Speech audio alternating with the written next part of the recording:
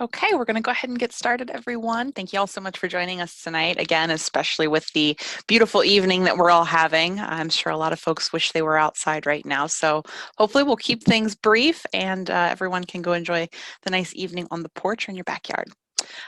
Going to go ahead and upload a copy of the agenda here to chat. Let's see here.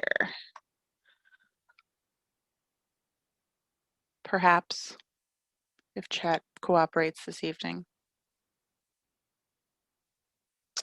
Okay, well, it's not actually going to. So I'm going to instead pull up the agenda and the treasurer's report on the screen, and Eric will jump in with that report. Just a reminder, if this is your first time with us, we do ask that you keep your microphones muted unless you're presenting or speaking, just so there's no background noise. But other than that, Eric, let me get this pulled up here. It's all yours. All right, sure. Thanks, Jess. So we'll start off on the balance sheet.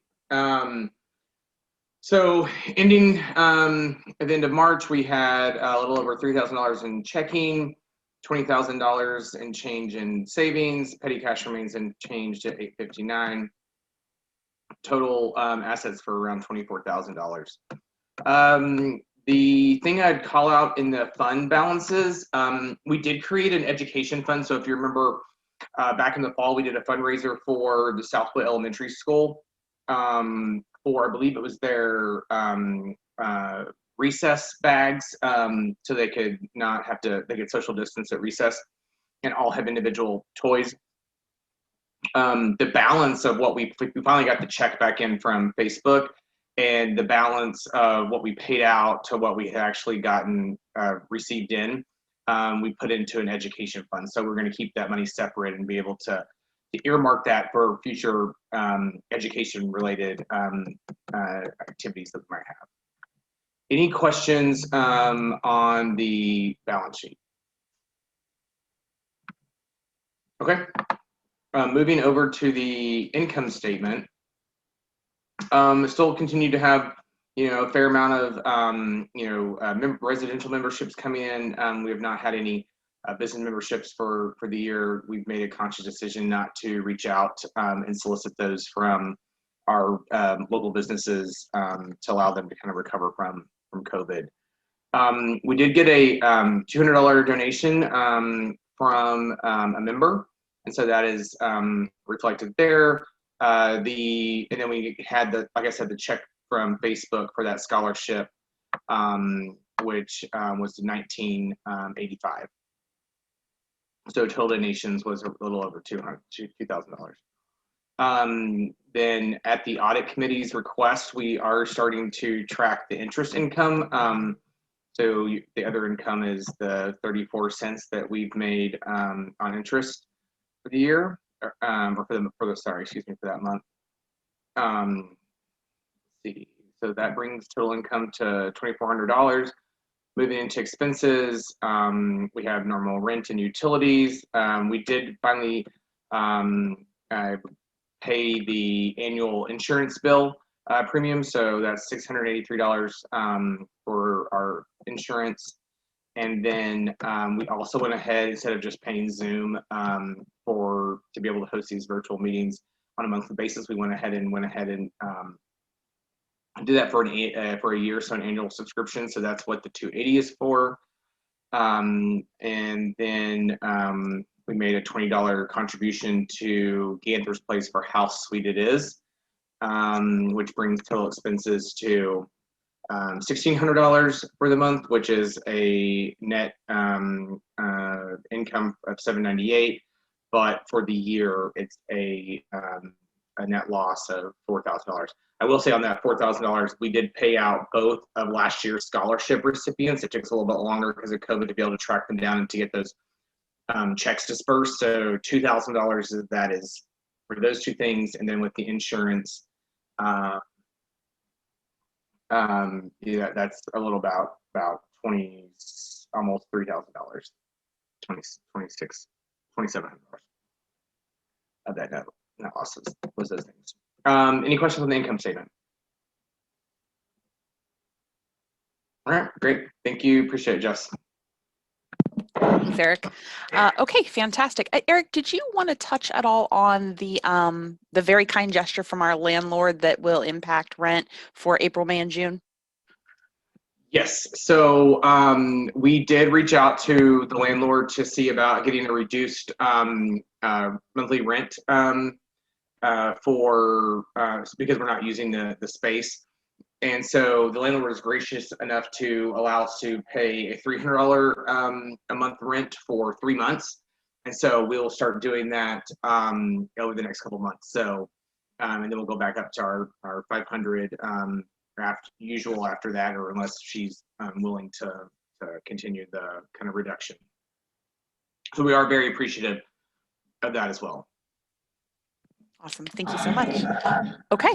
Well, in that case, we will move on. I'm going to turn the floor over to Lauren Cardoni. We have an item tonight that the Zoning Committee is bringing forth, a little different than what we're typically used to when we see zoning applications. It's not quite that. So, Lauren, I will hand it over to you to kind of explain how this is different. And otherwise, we will follow the same process, though.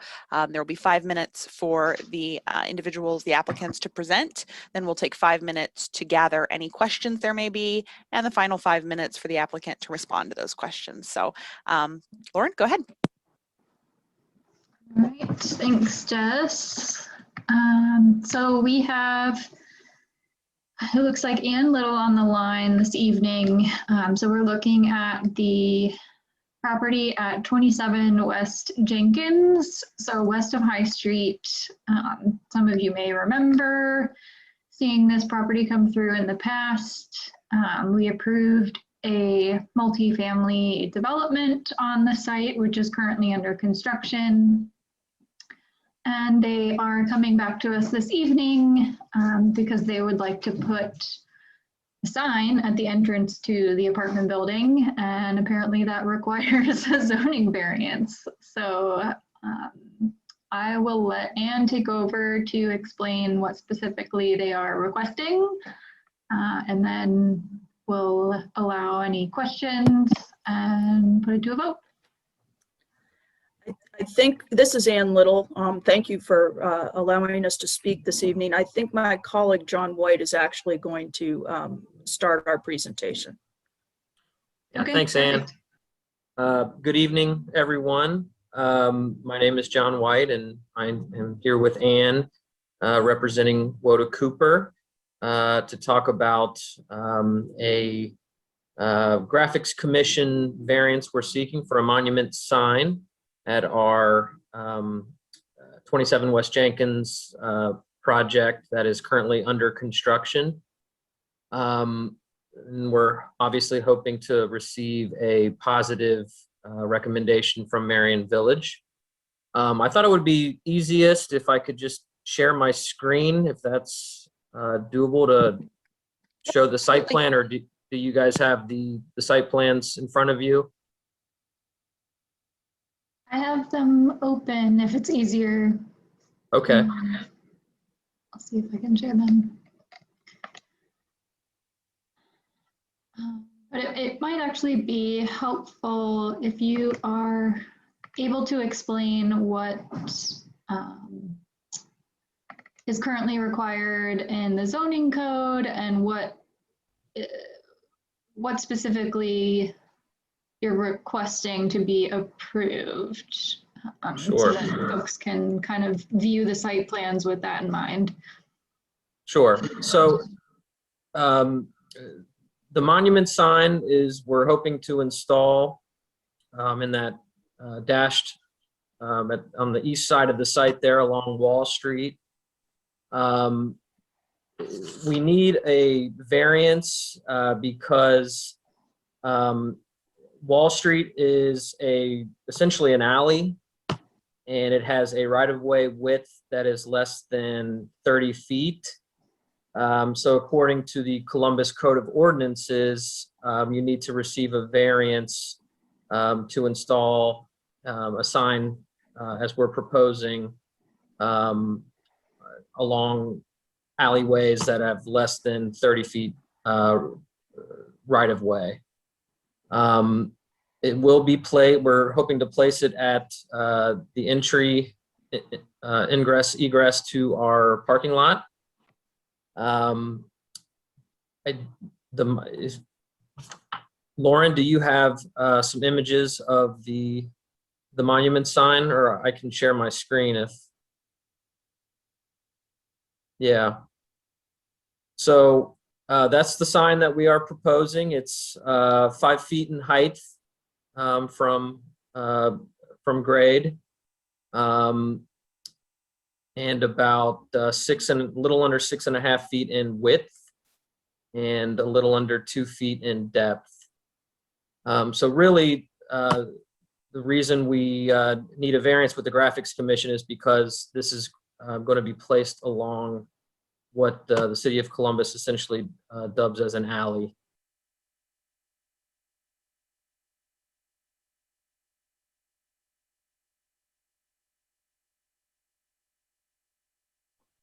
In order for us to place any sign at all on the building, it is required under the Columbus codes and ordinances that we obtain a variance to do so. This is our standard sign that we use in our developments. And that's the type of sign that we're seeking to erect here. We are keeping it out of the setbacks and on the property, so it is not obtrusive and does not in any way hinder sight lines for those traveling down Wall Street.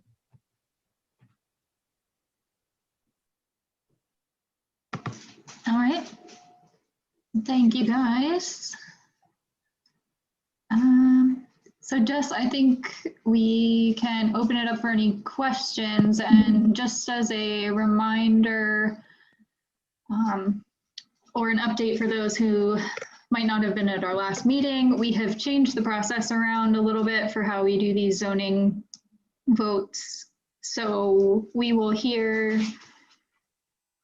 all questions first and then give the applicant a chance to respond to everything all at once. So as folks ask questions, I'll type them in here on the screen. And then we'll ask the applicant to respond, and then we'll take a vote. So Jess, do you want to moderate questions? Yep. Absolutely. So if folks, you just want to use the raise hand feature, I'll see your hand and call on you certainly. And as Lauren mentioned, you'll ask your question and the applicants won't answer immediately. We're just going to make sure we get all those questions down so that if folks have the same questions, we won't have any duplication there. So don't currently see any hands raised. I'll give it just a moment here. If there's anyone on that is joining by phone and isn't able to use hand raise, if you want to unmute yourself, please let me know. Otherwise, Eric, I see your hand raised. So John, I will just ask if you could stop sharing your screen. Lauren's going to pull up hers so she can document the questions. And Vicki, I see your note in chat, so you'll go after Eric. Yeah, it's on my screen, Jess. Can you see the Word document? We can't. We're still looking at the screen from John. It's because I shared the wrong thing, sorry. Perfect. Okay, great.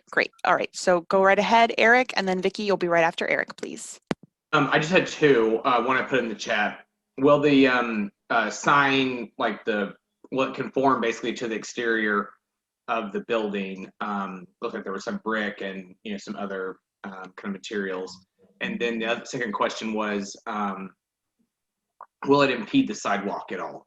I know you mentioned it won't impede the road, but I was just curious if there will still be like a sidewalk in front, or maybe there won't be because of placement. Those are my two questions. Thanks, Eric. Vicki, go right ahead. You're muted, Vicki.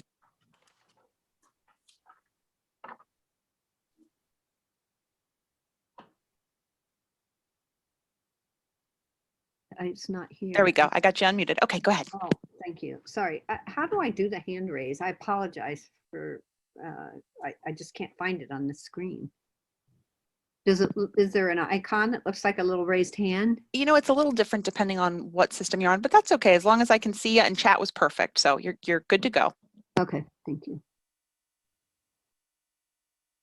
Did you have a question to ask, Vicki? No, I just wanted to know how to do the hand raise. I have a comment later. Sorry. No problem. All right, I don't see any other hands raised just now. Any other questions before we move on to the answer period? Okay, Looks like that's it. Then in that case, John or Ann, I'll turn it over to you. So you've got the questions on the screen, and if you could just answer those for us, that'd be great. John, do you want to answer them or do you want me to answer them? Well, I can certainly answer as far as the sign, the question about impeding the sidewalk. It will not. This is going to be set back 15 feet and 8 inches from the street right of way, and it is, I don't have the exact dimensions how far off it is from the sidewalk, but there's certainly ample room off of the sidewalk. And what is a monument sign?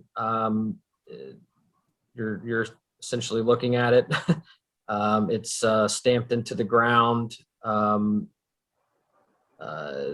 You know, at grade. And again, this sign is going to be 5 feet in height from the ground. And passerbys along wall will be able to view it into and out of our project. The base of the sign will be brick. So yes, it will, the base of the sign will conform to the building. And really quickly, it looks like the sidewalk is shown here on the site plan, so it's set pretty far back. Yes.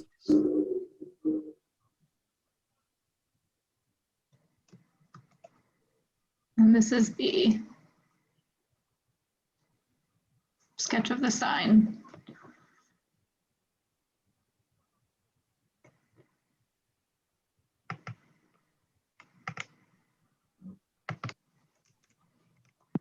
Okay. So it looks like those were the questions that everyone had.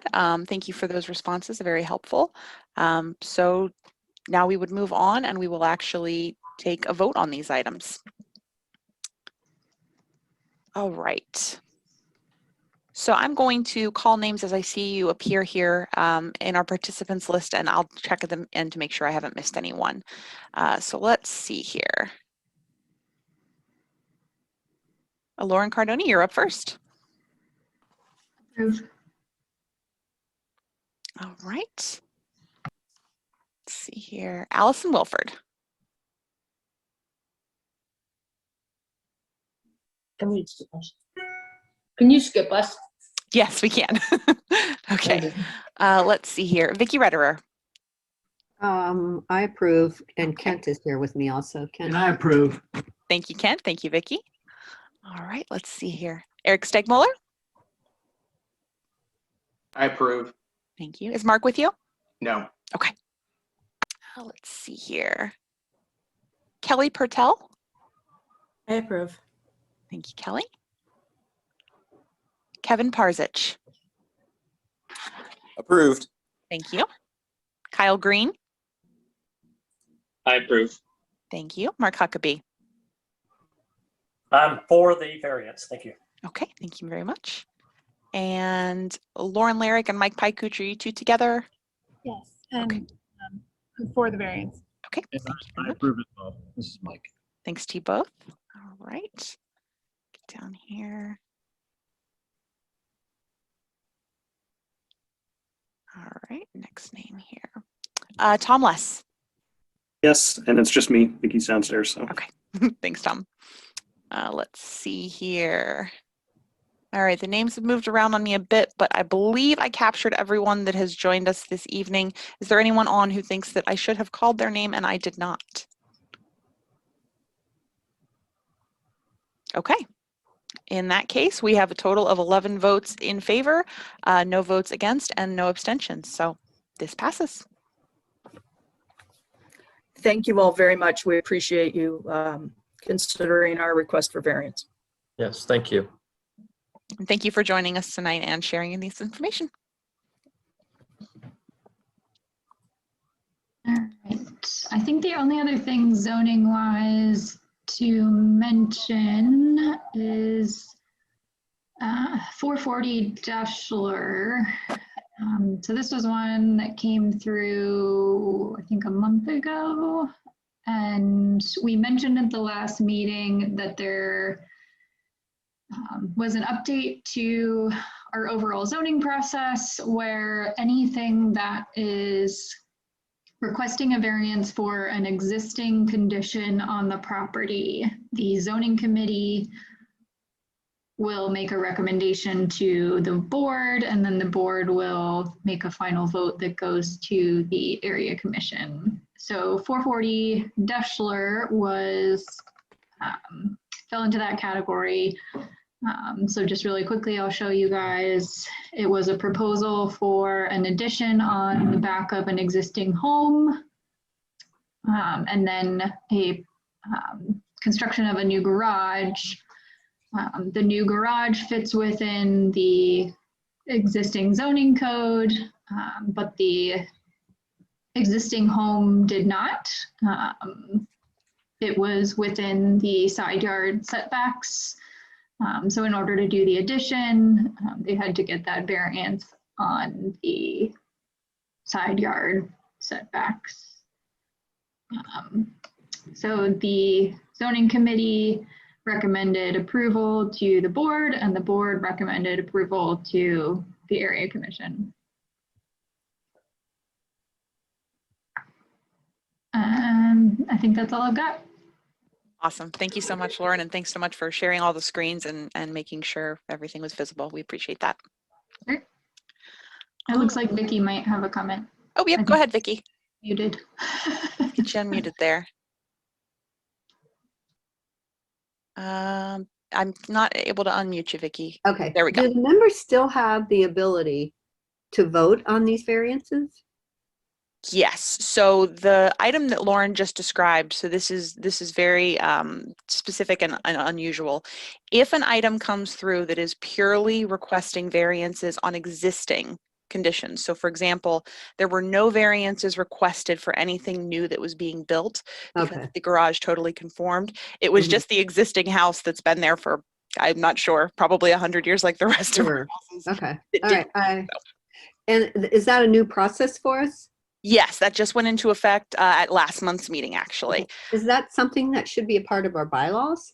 Just We have that as part of the bylaws themselves don't have the minutia of the zoning process outlined. It simply just outlines the fact that we have a zoning committee, but we do have a document that we just drafted that kind of talks about the zoning procedures we follow, and that is what we will be updating this into. That's the document that Tony Rell prepared originally a few years ago, I think, for us, and we're updating it to include this new process as well. Okay. All right. Thank you. Yep, absolutely. Okay, all right, let's see here. So we will move on to our next item, which is to talk about our spring yard sales. So folks are really excited about this. As you'll probably recall, we did cancel the yard sale last spring.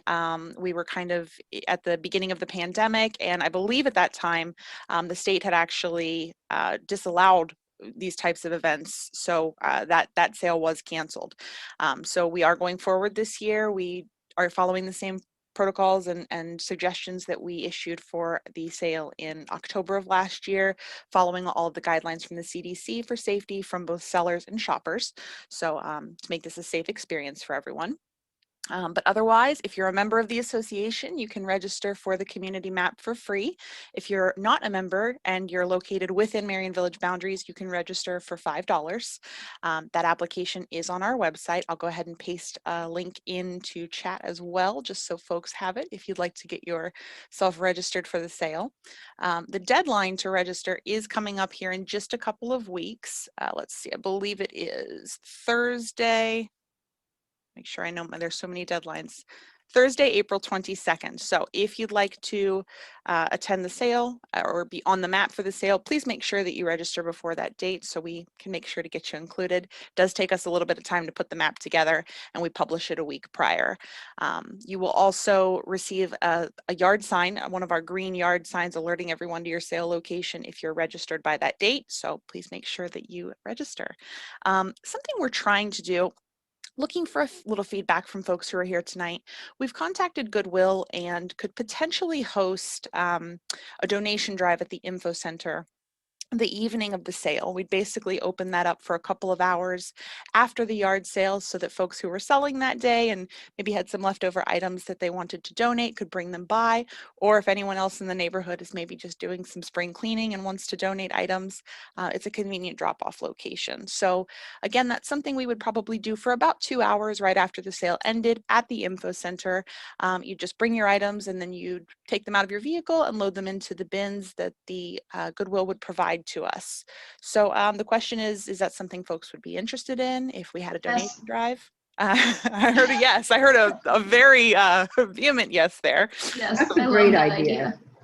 Okay. All right. I agree. That's a great idea. But I did have a question Sure. about because I have been curious about the yard sale. How are we marketing that we're having a yard sale? Because German Village yard sale has been canceled. Mhm. And I was going to reach out to Tim, who publishes the German Village paper, and ask if he would mind putting that we're going to have our yard sale in there, because I know a lot of people were asking about it. Mhm. And maybe we could reach out to Schumacher and let them know. I know the person who's in charge of that organization. If you have some information like typed up, Yeah. I would be happy to get it out to them if they wanted to come to our sale. But Yeah. how are we marketing for people to have their yard sales, that Merion Village residents just. So a couple different ways. As far as advertising to folks that they can sign up for the map, we obviously talk about it here at our meetings. We also typically have a couple of posts from our board members on Nextdoor. If you use Nextdoor, we post on Instagram and Facebook, which is where we get a lot of information out. Okay. So all of the social media sites we post there. And then when it comes to advertising the sale to potential shoppers, we typically do at least one posting on Craigslist. Gary Seaman from this week typically does a little write-up for us, which is always very much appreciated. Again, we share heavily on all of our social media pages. And then in the past, people have just kind of done their own postings as well throughout the neighborhood. And of course, locally, we have the yard signs, which remind people, oh, the sale's happening this weekend. Great. So Okay. more local advertising than anything. Several years ago, we did put an ad into the actual dispatch, but we didn't notice that it really improved the attendance of folks, so we pretty much keep it local. I was thinking more in trying to get people to participate Sure. in the yard sale versus attendance Mhm. initially. So I was wondering if, is there a way you could email the listing of members or anything like that? Sure. I'm just trying to think, because I know on my street, there weren't a lot of people last year. I was trying to boost it up and maybe we could get more attendance too. So Yeah, that's that's all. a great idea. And one thing we actually will be doing that will actually circulate this Sunday, we have the blog that's on our website has an email subscription tied to it. So anyone who was previously subscribed to our newsletter or anyone who signs up for membership, we automatically subscribe them to that blog notification. Those go out on Sunday and basically summarize anything that was posted. So about 450 folks will get the notification this Sunday as well. Okay. Yep. And another idea, do we have any type of flyer? Because I could go down to, there's a new restaurant bar at the end of my street. I could go down and see if they put a sign up. And they do get attendance maybe at some of the restaurants right around Thurman and 4th. Mhm. If we had where we could have what they needed to do to participate if they were Merion Village residents, or encourage all the other local residents to come. Do we have any kind of- We have not done flyers for the last year, I'd say, because since businesses haven't been open as much, there's been less foot traffic, certainly, and of course that is an expense. If we do have signs printed, there is a cost associated with that. So that's something we can definitely look into. But I will tell you, the years that we physically posted flyers versus the years that we didn't really notice an increase in participation of sellers or shoppers. Okay. So I'm not sure if that's been super helpful for us, but we could definitely look at maybe getting a couple printed for areas. Eric, did you want to chime in? Well, Yeah, I was just gonna say, I think it's a great idea, Vicki, on emailing the members like you suggested. So I think we definitely can do that, and then we can definitely get a handful of flyers printed. they I could think just that be would on be paper. I'll go around and ask the businesses down here, because I go to a lot of them. There's a ton of walking traffic down here around Yeah. Fort Diego, a ton of it. And I just, Yeah, thought, that's a great idea. We'll get a couple printed and I can drop them off at your house if you don't mind. yeah, no, just do it on paper. It doesn't have to be anything fancy. Yeah. And We'll do we'll like ask a 11 them- by 8.5 by 11. yeah, Yeah. yeah, whatever. Yeah, just maybe to get a little extra attention to it, especially because I've seen a lot of people disappointed that German Village wasn't having theirs. So it's a year to really. Yep. Yeah, we can all get rid of our And- treasures this yeah. year. Yes. Yeah. Awesome. Yeah, we'll look into that. We'll definitely do that. I'll ask Tim if he'll put something in his in the German Village Gazette. Let's see. Well, we still have time. Yeah, we do. We've got 2 more weeks for people to sign up, and then the sale itself is the 1st of May. So we've got about just over 3 weeks for that. So we've Oh, got- I was thinking more for the sale for the information they send out and the information that Schumacher sends out. So, I mean, I'd ask him if they post something. yeah, in that'd there. be great. Do you have something written up I could just send to them to ask if they'd put it in there? We do. We've got some information on the website, but let me just see if I can put together a little something and email it over to you. Okay, awesome. I'll work on that. I play pickleball with Tim a lot, Perfect. so I'll have a chance to talk to him. Thanks, Vicki. Yeah, Thank you. guys. Okay. All right. So remember that deadline, everyone. Make sure to sign up by April 22nd if you would like to participate or be on the map this year for the sale. All right. Moving right along here. So I also want to talk about the Southside Scholarship. I'm not sure. Actually, I am sure Lauren is here. So Lauren, if you want to talk a bit about the scholarship committee and what you guys have been doing, I will say that the application is live now, so that's exciting. But otherwise, Lauren? Yeah, so we have released the application, like you said, Jess, it's live on our website. And then we've also given it to Marwa, and I forget her exact title, but she is at Southside High and she works with the students. So she's distributing it there. And deadline is at the end of the month. So hopefully we'll have a decent amount of applicants as we've been trying to promote it on social. So if anyone knows of any Southside High graduates this year, we'd love to get the word out. And I think Eric just asked how much we raised online. I believe, I don't remember the exact figure, but Jess might have it. It's I know over 2,000. I'm looking for the exact number right now, but just give me just a second. Yeah, it is over $2,000, which is fantastic. And we're going to kind of wait to see how many applicants we get before we decide whether we're going to give all of that to one applicant or kind of split it up. And then the goal, and Mark Huckabee has joined the scholarship committee. I don't know if he's on the call, but we're really happy to have him. And we're not implementing this year, but there is a goal of next year, maybe trying to institute a feedback process. So kind of just another method of for applicants who are college or some sort of further education or training bound, to give them some, if they would like it, some feedback on how to strengthen their essays. So that's something that we will also be working on and trying to implement for next year. Awesome. Thank you so much. Quick update. We've raised $2,341 and there are 24 days left on that fundraiser. So if you haven't donated and you use Facebook and you'd like to, you can certainly go do that still.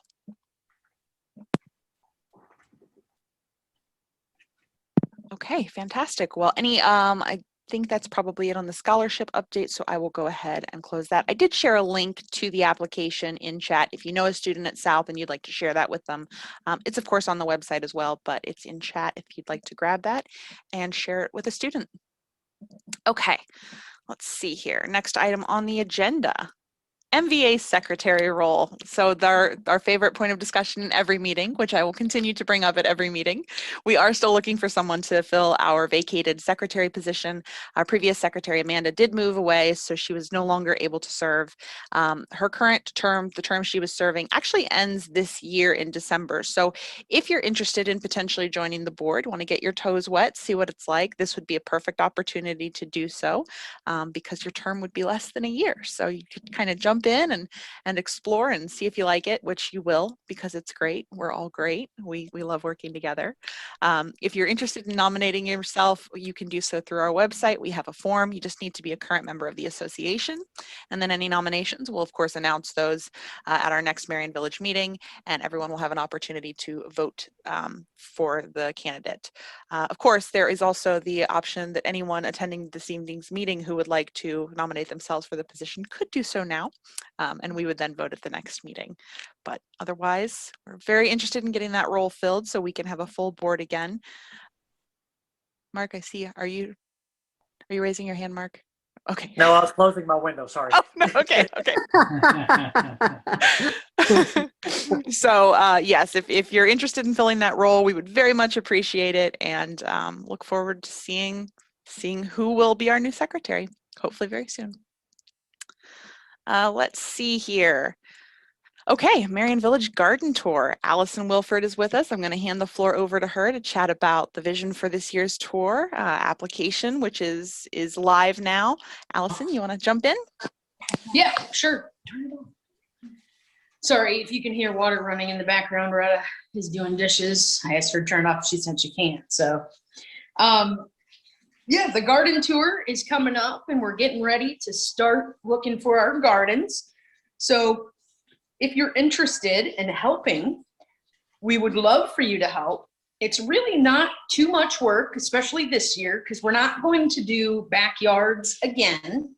We're going to do the same as last year. So last year, what we did was we kicked it off on the original garden tour day, which is the second Sunday in July. And we did front gardens only, and then we did videos for the backyards. So that's what we're going to do again this year. Jessica and I were quickly texting about some other ideas, but I would love for other folks to maybe share some of their ideas, or maybe what they would like to see us do. And then we leave it open for a week. So I got some feedback, especially from some of our retired neighbors, saying how much they enjoyed having that whole week of people walking by. And it really just encourages people to go for a walk. Or a drive, whichever your body allows. And, they really enjoyed that extra week. So I do think that we will continue that as we go forward. And again, it's just encouraging people to get outdoors and meet their neighbors and in a safe way. So the application, Jessica just made it live. So thank you. You can find it on the website. You can decide if you'd rather be front yard, video only, or both. So let us know on there. If you have any questions, feel free to email gardentour@merionvillage.org. And we would be happy to have you as a garden, as a volunteer, or just input if you just have some input. So let us know. Thank you, Allison. And I also pasted the garden tour application link into chat. So if you are really passionate and you just want to fill out that application as soon as this meeting's through, you can find the link in chat. Okay, anyone have any questions for Allison about the garden tour or any thoughts they'd like to share before we move on? Okay, fantastic, Allison. Thank you for heading that up again this year. You've done an amazing job these last several years, and we are so happy that you are willing to take it on again. So thank you. I'm sorry, I do have one question. Yeah. The video, is that like the whole backyard, or can you just pick and choose what to show in your video? Yeah, we can pick and choose whatever you want. I mean, obviously, so my goal is, I'm the one that's doing it. So my goal is to kind of get in and get out. I don't want to really sit there for like 3 hours recording piece by piece. So, I mean, but if you're like, hey, I only want the right side of my garden, Yeah. not like, I want this flower that I've named Sandy, and I want this flower, so. Not that, if you want to, but sorry. not all the furnishings and things like that I have in my backyard. If you'd like to advertise it, offline, if you'd like to connect with me offline, I'd be happy to talk about what your concerns are. thank you. Yeah, no problem. All right, thank you very much. Looking forward to that again this year. And the garden tour day is on July 11th, which, let me just say, everyone, is the best day of the year. So it's going to be a great tour. Just get excited. Okay, moving on here. Happy early birthday to you, Jess. I mean, that's pretty early, Eric. That is well in I advance. mean, you didn't have to try any harder to get that one. I tried. I tried. Yeah. All right, awesome. So moving on, we'll briefly talk about the festival. So we are sending out an email to all of the participants of last year's festival committee. As you all know, the festival looked a little different last year, but we certainly were really thrilled with all of the things that we were able to do, even in the midst of COVID. So not sure exactly how the festival will look this year. That's still to be determined, but we will be emailing all the folks who participated last year, hoping they'll participate again. If you are interested in helping to plan the festival, just email festival@merionvillage.org. We'll make sure that we get you into the loop there, and those conversations and meetings will be starting very soon. Normally starts a little bit earlier in the year, but city has changed some processes, so we were able to pull that back, and hopefully we'll have good news to share about that soon. Hey, Jeff.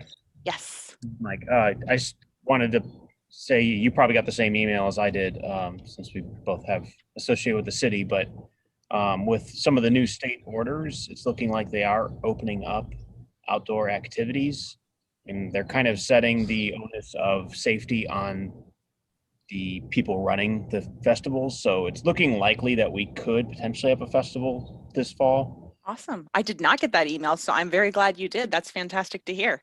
It was a lot of like, we don't know yet kind of talk, Sure. because kind of laid things down. So we'll probably have to have a talk, in the next couple months on gut feeling if we should have one and what it should look like. But I'm betting that we could have a more normal festival if we were wanting to do that. Well, that is certainly encouraging. That's definitely exciting to hear. So I'm excited to see where it goes. Thank you so much for sharing that.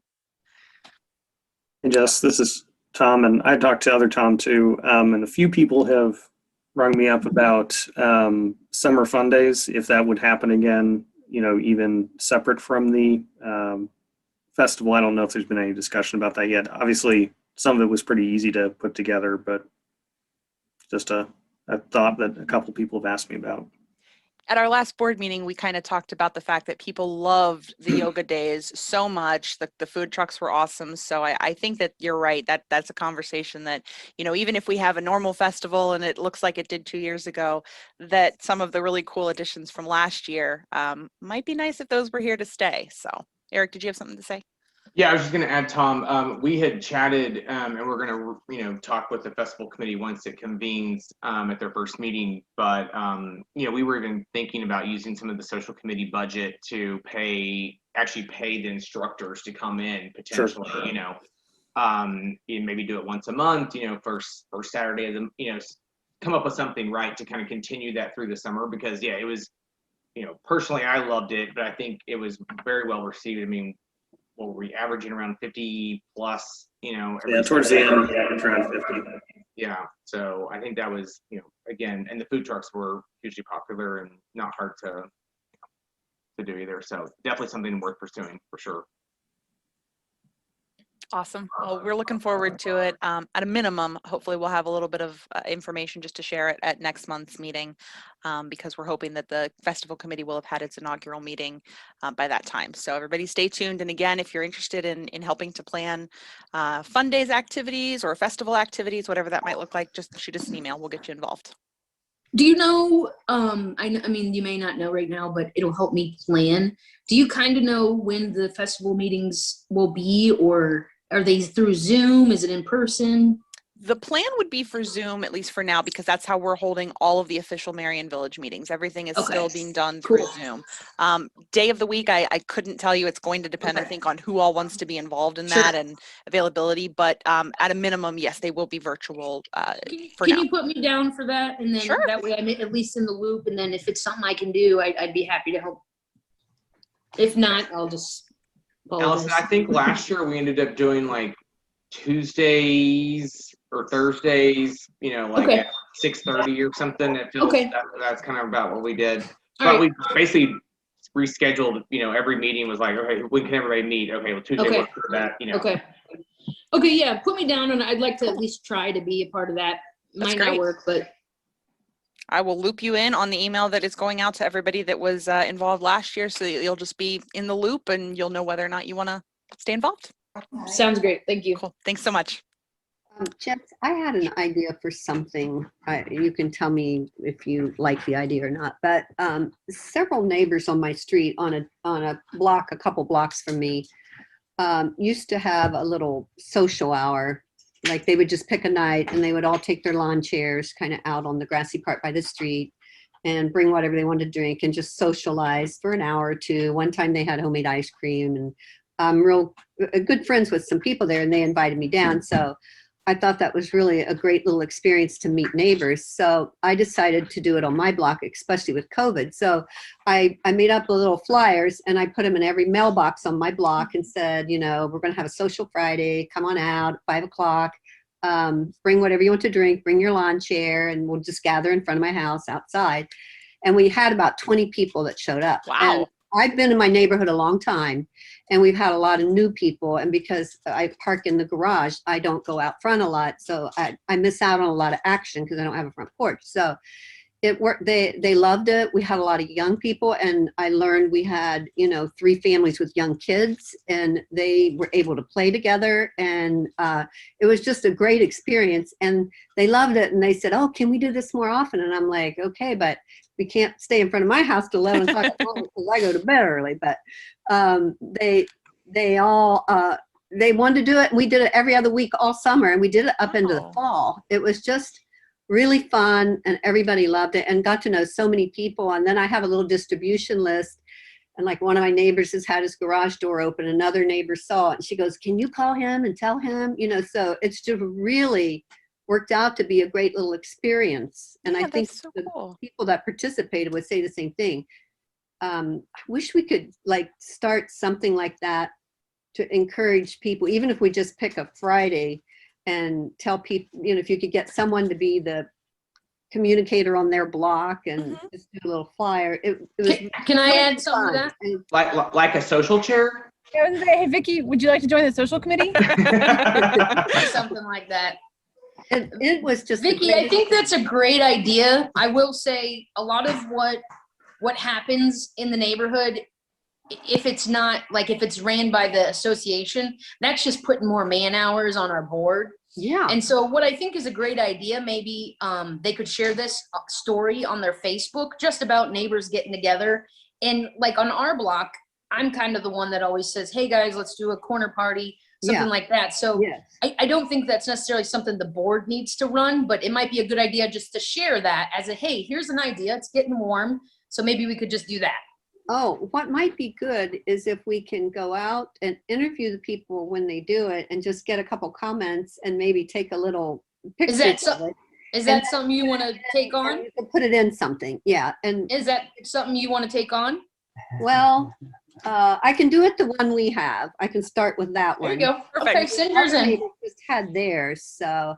Okay. But I can recruit somebody from that one to do it. That'd be great. That'd Yeah. be awesome. Yeah, we Okay. can do a blog post, share it on social. That'd be a great way to kind of get it out there. Yeah, and I'll If just anyone- ask them, and then I can also say, "Are you members of Merion Village?" Yes. So, but anyway, it just was the greatest thing, especially with COVID. So Yeah. That's a And if great other people idea. want to post theirs on the Merion Village Facebook page, then say, "Hey, we're having one at here's the address." that's a great idea too. Definitely. That's a Then great idea. other people will see it. Yeah. And I tend to run the Facebook and social media, so I can reach out to you separately. Yeah, I'd love to just get some info the next time you guys do this or whatever. We can figure it out, but I think that'd be really special. Okay. All right. Sounds good. Well, this is kind of a perfect transition. We're kind of moving into committees next, and I'll just keep on that train. Mike, since you're here tonight, I just wanted to ask, is there anything you wanted to share about social committee? Do you have any kind of visions for the future or any ideas about some things you might want to try sometime in the nearish future? Yeah, I actually do not at the moment. I think things vaccine-wise and whatnot are progressing a little faster than I thought they would. So I haven't had a lot of time to put into what we do next. I did reach out to a couple new members that had indicated they were interested in joining the social committee. So I'll follow up with them and see if we can get some new ideas. But for anyone on the meeting or anyone that knows anyone that's not on the meeting, if there's some ideas what we can do as a community that's still reasonably safe at the moment, I'd definitely be interested. I think, we can utilize potentially Moeller Park a little bit for some maybe non-official things. If we start to get too official, that's when permits come in, and try to avoid that as much as we can. So if anyone has any ideas, I'm definitely open to helping with that. Awesome. Thank you so much. Yes, Mike would love some new members of the social committee. Oh, go ahead, Allison. I have a, so there, I don't know if you guys saw that post, one of our neighbors, I forget his name, but he posted in the Merion Village Forum yesterday. And he just wanted to know how he could make friends, because as you know, it's kind of hard to make friends as an adult. You just make friends who are your neighbors or who work with you. So I was thinking, he told me, we were talking in a private message, and he said, well, hey, if you ever want to grab a coffee, let me know. I work from home. So I was thinking that maybe it would be fun if we did like coffee in the park or something like that. Super laid back. Anybody shows, great. Nobody shows, okay. So that might be something fun that we do, and maybe it's like a Monday at 10 or something like that. I know everybody's schedule obviously depends on the day or whatever, but that might be something that we could do that's super relaxed, not really any work for anyone to do. We could say, hey, get your coffee from home or go to one of the local spots and let's meet in Moeller Park or Walker Park or whatever. No, that's a really good idea. Well, might be something that's good, like kind of not last minute, but where we could look at the weather a little ahead of time. And yeah, sure. And it's just like an event, and people know that, hey, it's on Facebook. So if it gets canceled due to weather, or, bring your raincoat or whatever, Yeah, definitely. Awesome. Okay, thanks so much. Well, if anyone has any other ideas, please feel free to share those with us. And of course, like I said, Mike would love to have some additional folks help there on the social committee to keep the ideas going and keep the planning going. So let us know if you're interested in joining. We'll talk a bit more about committee updates. Christian, our chair of the beautification committee, was not able to be here tonight, but he has scheduled the first date for kind of an inaugural gathering of beautification committee members to meet. There have been lots of folks interested in joining this committee, so that meeting will take place. It will be on Zoom. It'll be Tuesday, April 13th, starting at 6:30 p.m. So we will share the Zoom link for that. We'll actually put that up on our Facebook page so that if you're interested in participating in that committee, you can join that meeting and kind of get to know everyone and see where you can jump in. Again, it's the first meeting, so you haven't missed anything. It's a perfect time to get involved, and that'll be taking place next week. All right, so nothing else from zoning. We heard from Lauren earlier on the zoning items. No updates for membership committee. Just you kind of heard from Eric. We've had a pretty steady flow of residential memberships. And again, we're not really pursuing businesses this year for membership because of the rough year, trying to hopefully let them get back on their feet before we start knocking on doors about membership fees. So we will move on from that. And before I go any further, Allison, I just wanted to ask you, did you want to give an update now about story time at the park? Sure. So story time starts Monday, April 12th, and it's going to be at 5:30. So we're going to start that every other Monday. So people ask, what is the, what age are we targeting? It's really, they're going to be reading children's books. So, if you want to come out, meet some of your neighbors, hear one of our neighbors read a book, feel free to come out. It doesn't matter how old you are. We have all of the first 2 months set up and for readers. So if you'd like to read, let me know. And we can, once we figure out kind of how we're moving forward, we can add you in. But our first reader, her name is Anne. She's not just turned 90 years old, and she's lived in the neighborhood for 65 years. She's one of our Hungarian Village neighbors, so we're really excited to have her, because the park is in between Merion Village and Hungarian Village. So we're really excited to have her as our first reader. I actually met her daughter in one of the forums on Facebook, and that's how we got connected, and then we celebrated her birthday with her. So it's kind of been special and quick, and it'll be really exciting to have her down to read. We will post more on the Friends of Walker Park Facebook page, and I am going to print some flyers. So if you know any people that would like them, please let me know. Thank you so much for organizing this. I think this is going to be really cool. Kids are going to love it. Their parents are going to love it. It's awesome, and I'm really glad to see after all of the work you've been putting in and that others have joined you to put in at Walker Park over the last few years. I'm excited to see it. It's a little rough right now, but it looks better, you know, than it has. But you know, there've been so many people who you know, have put in time over the last, I don't know, 15 years or so in that space. And so it is really exciting to kind of see all the people who have come together to make it what it is today. Awesome. Thank you again so much. Okay. Well, fantastic. So we look forward to story time. We'll certainly share that on our pages as well. And we hope everyone can show up for that. Okay, Tom Less, I think you are the only commissioner here this evening, so I'm going to turn the floor over to you for commission updates. I don't think a lot of update from my end. Everyone was seated. We have our new youth commissioner. We also have our labor at large commissioner, which are both new to the commission that we added through bylaws revisions last year. So we actually found people and have seated them now. So that's all good. We're working on a few things through my Safety, Health, Welfare, and Equity Committee. That'll be some community resource guides, you know, where you can find additional support services within the South Side for various members, you know, whether they're having, you know, mental health issue, or if it's someone that you might see on the street who, you know, might be panhandling, but, you know, that could be someone who's experiencing homelessness, you know, where they could go for additional resources, additional support, and have a quick guide for residents that would be able to help connect those people to the needed resources. So that's one of the things that we are working on. Other than that, it's kind of not a whole lot going on. Oh, that's okay. That's all right. I Lots of appreciate you sharing what variances is. if you want to hear about all the variances, but Lots of that's variances. Fortunately, less we did not have a from- lot tonight, so. Yeah, we did not have a ton from Merion Village last round. I think they had all passed fairly easily here, so nothing too much to talk about there. Some of the other areas had a bit more going on. So, Do you know anything about the development that's going in across the street from Red Rooster at Thurman and 4th?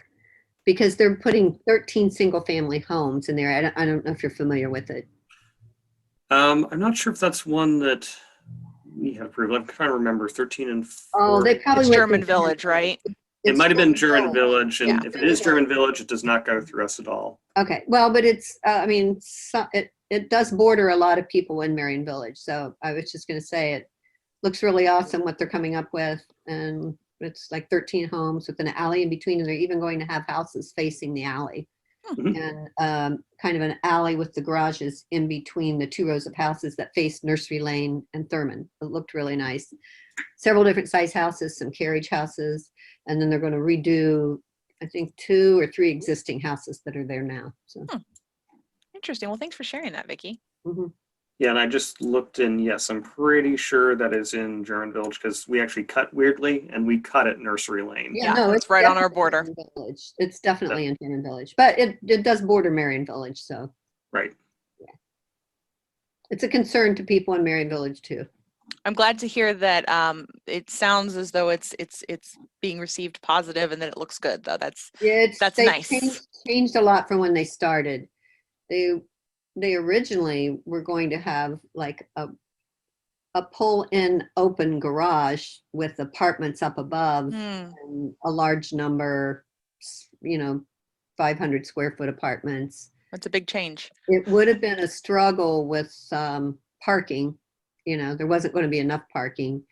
And also when Red Rooster's open, they probably have 30 to 40 cars a day that park in that lot. So the concern is what's going to happen to those cars. Yeah. Yeah. But anyway. Well, thank you. Thank you very much. Okay. All right. Well, then that actually brings us to the end of the primary agenda. We'll obviously open the floor now if anyone has anything else they'd like to share. Mark, I see your hand. Hey, I just had a question. So do we still have safety meetings? And then I'll tell you why I'm asking. We do not. So several years ago, the chair of the safety committee is one of the two individuals who helped to originally create the Merion Village Block Watch. So the Yeah. safety committee was kind of dissolved into the Block Watch. And as you know, the Block Watch is now completely separate from the association. So we do not currently have any type of committee that specifically deals with safety issues. So. So I'm sorry, I'm a part of that Block Watch, the Connect to Protect, which is 4 neighborhoods combined. So that's what I was wondering. Are we still part of that? Because I think it's important that we get some feedback from that in our meetings. Sometimes there's a little bit on their Facebook, but sometimes there's not. And I don't have time in my schedule to attend multiple meetings, honestly. But I'd like to hear some kind of report out, honestly, each meeting. The reason that it's come to my forethought again is because at Bruck and Moeller, in our little area here, we've been here 21 years or so, we've really never been a shooting area, and we seem to have become one.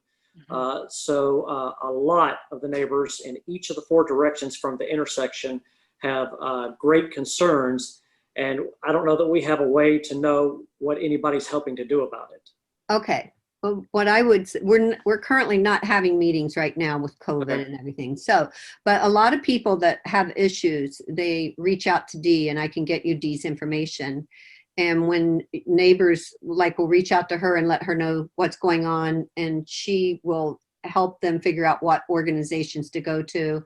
I know she's helped I think Allison, she's helped you with a couple things that. No, I wanted to add though, we have asked several times. I mean, when I was president is when we kind of split ways. And since then, we have asked to have a representative come to the meetings to kind of fill us in and keep us connected. We have. And it is very, very important to be connected, but it just seems like an ask that is never fulfilled, which was something that was promised when we split ways. So maybe Vicki, since you're a part of that group, I think it's probably best to just end it there. And then if you wouldn't mind taking that back to the group and you could help be the glue to keep us together and just help share information or whatever, because we really don't get any of that information. Well, we did have a representative we have a representative from each area, and they're the people that are supposed to do that, but he's moved recently. So, I don't know, maybe a couple months ago, I'm not exactly sure, but,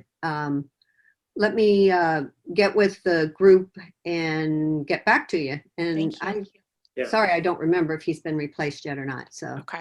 That's good. No, that's good information. So that's the same thing, sort of along the lines. I don't need a resource I can go to. I got Google for that, and I'm well connected across many public safety and health entities across the county. What I do need is an advocate for our neighborhood, and I don't feel that we have one. Right. It may be there, and I just don't know it. I'm uninformed about that, but I stay as informed as I can be, and I don't see it. And if they're not having meetings, they need to get to having meetings, because the world didn't end because of COVID. So I don't know whether we make a formal request, we move something, we do something, but if they are representing us, they need to be in our meetings and report out. That's my thought. And, you know, it's not that I haven't had a concern for the whole neighborhood. I do, and I believe many of you know that. But when they're shooting outside my street, and that's not occurred essentially in 21 years, my alarms are raising up rather quickly. And the shooting a few weeks ago, right outside here, car driving through, just shooting into the air. I ran a girl off the road. She's sitting in her car frozen with fear when 2 of us run over to see if she's okay in the night. I'm not tolerating that in my neighborhood. So I'd like to know how we engage the people who are supposed to be representing us. well, we may be needing a representative from Merion Village right now. So I like I said, I will get with the group and find out. Isn't that Dee though? No, Yeah. Dee is not the representative. There's a representative from all 4 areas, and their role, when we've been coming up with a lot of the rules and the roles that different people had, that was one of the roles that they were going to have. So Was David well, Rudock the Marion Village yes, representative? he was. David was. Okay. And I would assume that And I an can organization touch a has a couple of role. these things here real quick.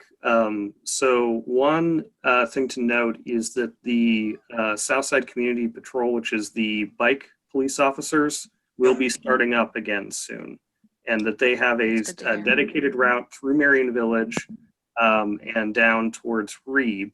I'm waiting on getting the route or basically the patrol areas that they will be using, but that is supposed to start here coming up. And Beth Fairman Kenny at the Reeb Center is supposed to get me that information soon. So Jess, I can share that with you as soon as she sends it to me. And Great. then we can put it up. But I know that was a very popular program, having the officers out in the street and talking to everybody. The other thing of note is I did participate. I was invited to talk with the mayor during a roundtable on this exact topic about a month and a half ago. There's a number of ideas that came up out of that. This is not a Columbus only thing, just so you know. This is nationwide. Yes. This is everyone. So I don't want everyone to feel like this is something that's just happening only in your area. If you look at the statistics and what's going on, I mean, it's a lot of, I think, frustration. It's people who are having insecurities due to food or housing or stability with jobs, that kind of thing, which just adds a lot of stress, and other things certainly doesn't make it okay to shoot at things, but that's part of what the psychology of it has linked to the reason why that's happening.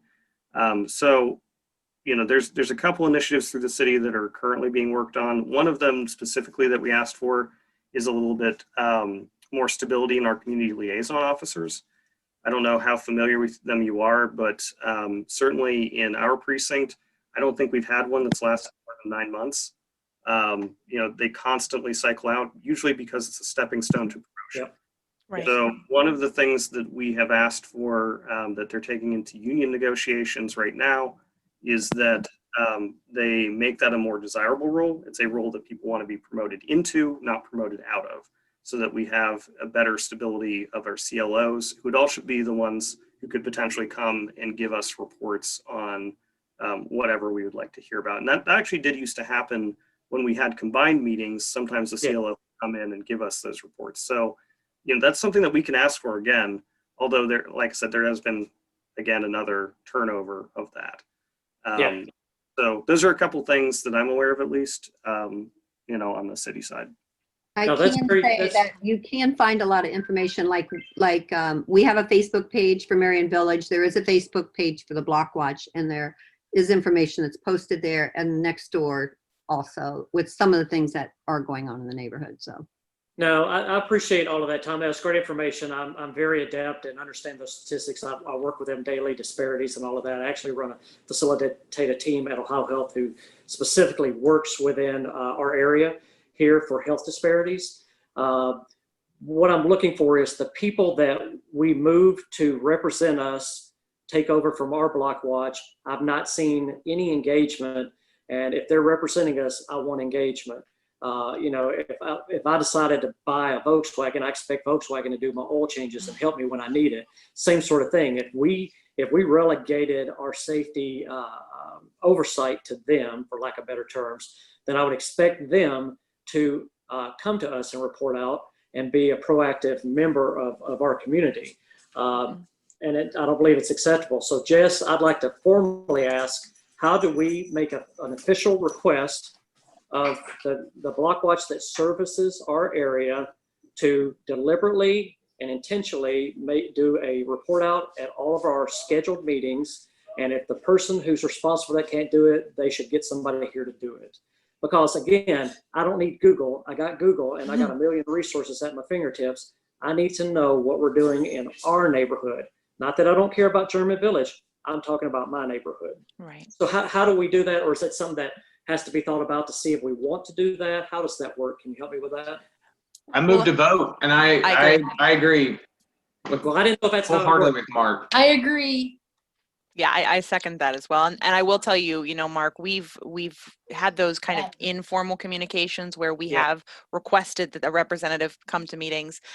Thus far, at least a year ago when meetings were happening with the Block Watch, the response that we received was that if folks wanted updates from the Block Watch, that they needed to attend the Block Watch meetings, that not Yeah. someone wouldn't come. And unfortunately, when members of the Block Watch did attend our meetings and did share information from the Block Watch meetings that they had attended, they were asked by the Block Watch representative, the head, not to do that, that they were not an official representative and shouldn't be sharing. So it has been a frustrating situation that we've been dealing with now, as Allison mentioned, Yeah. for years, actually. I think that my recommendation, and I'd like to hear from others, would be that we send a letter from the association to the Block Watch formally requesting from the members and from the board that a representative from the Block Watch attend each of our meetings and provide an update as to what's happening in the area, what's been discussed, what's been shared by the liaison officers, and see what response we receive. That would be my suggestion. I think that's a great idea, and I think we should also copy that letter to the liaisons, all of them, the Neighborhood Pride Network, and the office in the police department that is in charge of, because that is a program through the police department. It is. So I think if the police department knew that it wasn't serving the neighborhood like it was supposed to be, then I think that they would have a problem with that. And I'm not going to get into any back history, but this is more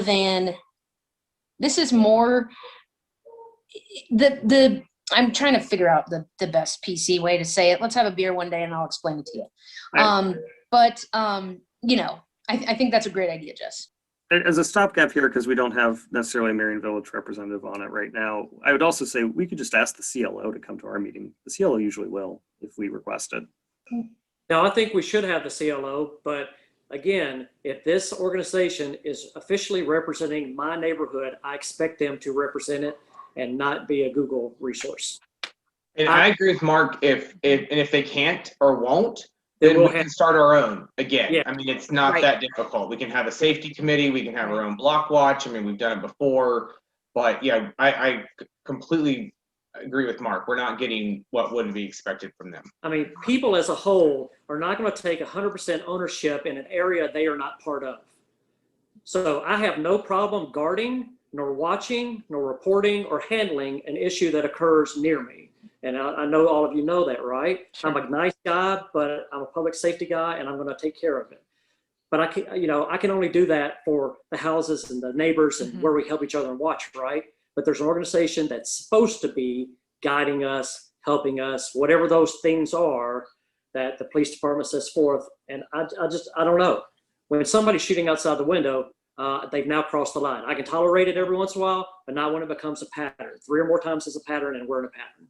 And Mark, further to your point, Tom, I agree. It would be great if the CLOs maybe would come, but Merion Village is split. So we actually would have 2 CLOs that would need to come. And, I know that could be potentially if they have to rotate. So, and I know that they often do rotate with the Block Watch. So I do agree, Mark, that if there is an organization that is representing Merion Village on an official capacity, that the process that would seem to be the most appropriate is that they would come to the association to share those updates with us directly. So that is what we will do. We will draft a letter. If everyone agrees, everyone who's present here, we'll bring that letter to the next meeting. I know that seems like a bit of a delay, but I'd like to give the opportunity for folks to actually see the letter and approve it before we send it, since we will be sending it on behalf of the association. So that would be my recommendation if everyone agrees. I think that's great. Thank you. Agree. All right. We will have that letter ready for everyone to review next month then. So please make sure to be here.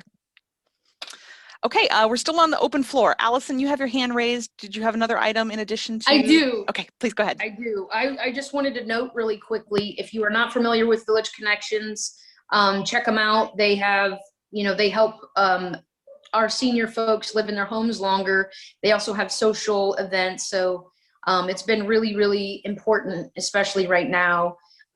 They have volunteer opportunities. You can sign up to be a volunteer. They do a background check. You can say yes or no. I am now on the service committee. So I'm looking forward to helping kind of connect Merion Village with the Village Connections a little bit more. And, you know, it is a great organization. They're in German Village in the meeting house. And if you have any questions, let me know, and I can share what little experience I have. But they also have a great website and a Facebook page that you can check out too. Awesome. Since you're connected with them, if you would like to invite them to, if you want to connect us, if they'd like to come back and give another just presentation about Village Connections during one of our Zoom meetings, we'd love that.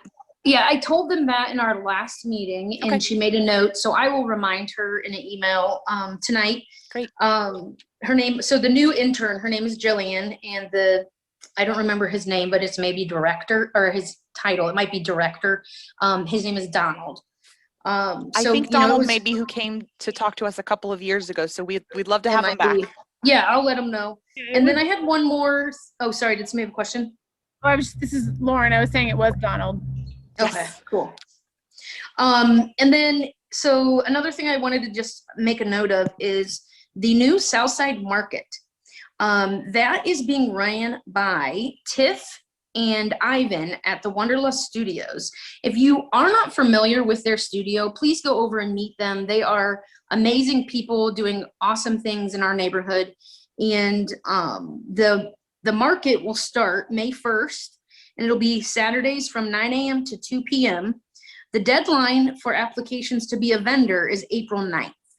So check that out. They'll have, the market will be at Wanderlust Studio, and then also at Austin and Company, which is our newest tea shop over, and they also have a bar, actually. They have like 4 cocktails that they have, and they are on High Street at Welch. And Wanderlust is at South 4th at Morrill.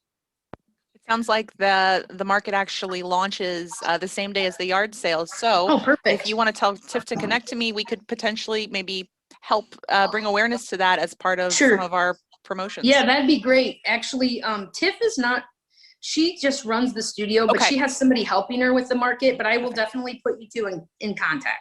Yeah, absolutely. That'd be a great way for us to kind of bring awareness to that to folks who maybe are coming into the neighborhood to shop and don't know about it, or who live here and don't know about it. So we'd be happy to do that. Awesome. That'd be great. Thank you. Great. All right, perfect. Well, I actually have an open floor item I'll share because Nancy asked me this evening. She wasn't able to make it. Nancy Pryor Sully, I'm sure you all know her well. Just wanted to remind folks, and I'm going to put this here in chat, that the annual city's Holocaust Remembrance Ceremony, that's typically held in chambers. It was not last year and will not be this year. However, they did create what Nancy referred to as an absolutely beautiful video about Holocaust remembrance. I believe they interviewed a survivor who does live here locally, and they have that survivor's story. So that video is going to be shared. It appears on the Columbus City Council website, on their Facebook page. There wasn't a link for it yet, but it is supposed to go live this Friday at noon. So be on the lookout for that. We can certainly share it once we see that it has gone live. But Nancy said that it is an incredible video and highly recommended that everyone give that a watch. And Nancy's personal hope is that it was shared with children so that kids could really get an opportunity to hear from that survivor and hear some inspiration during the remembrance of the Holocaust. So we will definitely make sure we share that with folks. Okay, before we wrap up, any final comments, questions from anyone before we say goodbye for the evening? All right, well, it sounds like that is it for everyone. Thank you again for joining us. I know it was a great, oh, I'm sorry. Really quick, the social committee has decided that there will be a coffee in the park on April 17th. Awesome. Okay, we will get that posted on Facebook so that everyone remembers about it. That is so great. Fantastic. Well, on that very happy note, then, we will end this evening. Thanks so much, everybody. We will see you next month, where we will be talking about that letter to the Block Watch. So please make sure to join us. And if you're interested in being secretary, or you know someone who is, send them our way. Thanks again. Have a great night, everyone. Bye. Bye.